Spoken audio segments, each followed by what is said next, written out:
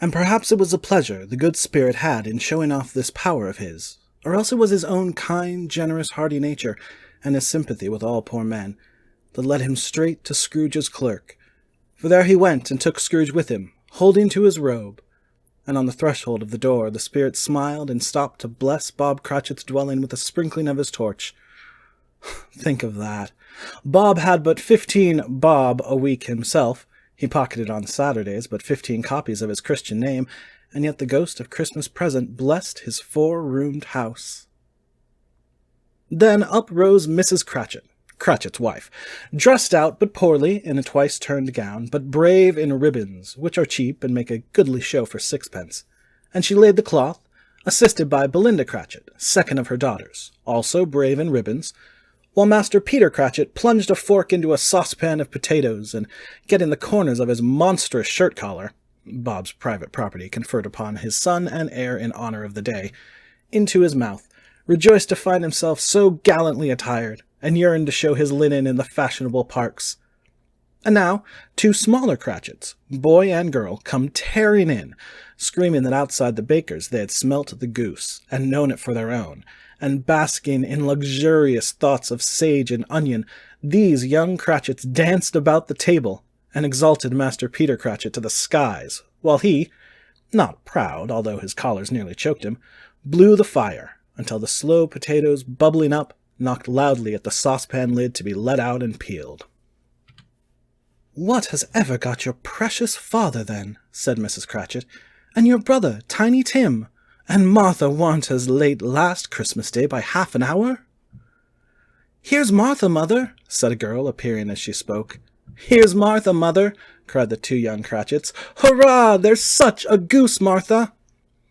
"Why, bless your heart alive, my dear, how late you are!" said Mrs. Cratchit, kissing her a dozen times, and taking off her shawl and bonnet for her with officious zeal.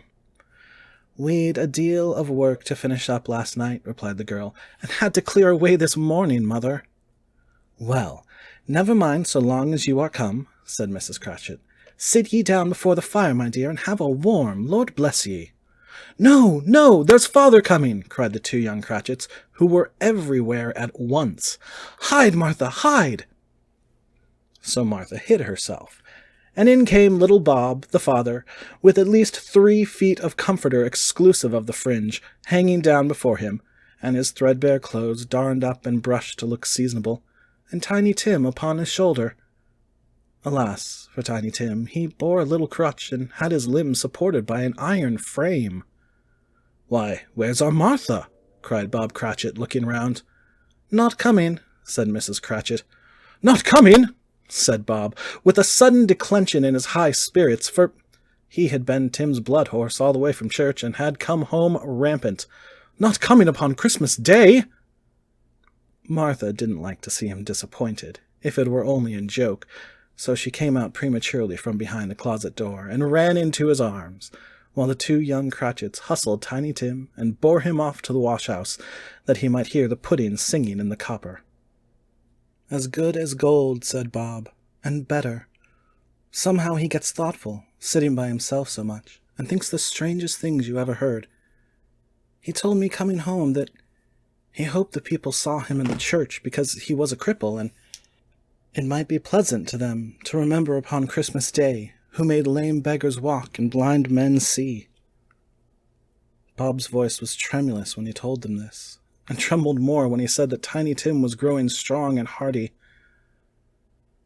His active little crutch was heard upon the floor, and back came Tiny Tim before another word was spoken, escorted by his brother and sister to his stool before the fire, and while Bob, turning up his cuffs, as if, poor fellow, they were capable of being made more shabby, compounded some hot mixture in a jug with gin and lemons, and stirred it round and put it on the hob to simmer, Master Peter and the 2 ubiquitous young Cratchits went to fetch the goose, with which they soon returned in high procession.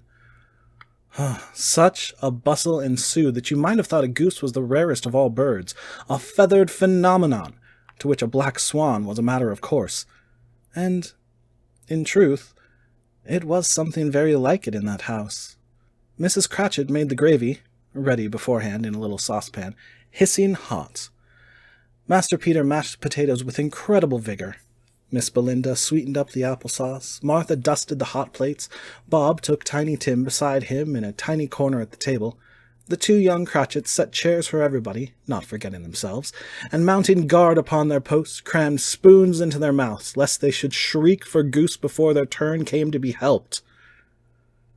At last the dishes were set on, and grace was said.